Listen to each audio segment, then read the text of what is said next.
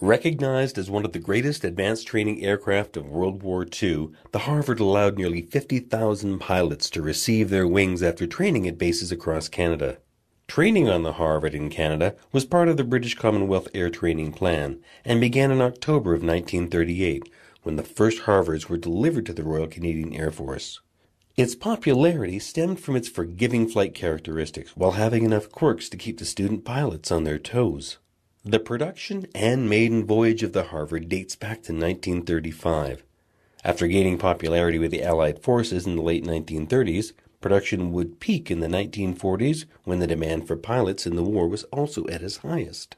They would continue being constructed until the late 1950s, by which time over 21,000 Harvards were built. Companies, like the Canadian Car and Foundry, were responsible for the production of the aircraft in Canada. Incredibly, this aircraft would see active duty in over 40 nations by the time it was retired in 1995, nearly 60 years after being developed. The Royal Canadian Air Force would retire its fleet fairly early on in 1965. There are still many privately owned and operated North American Harvards to this day.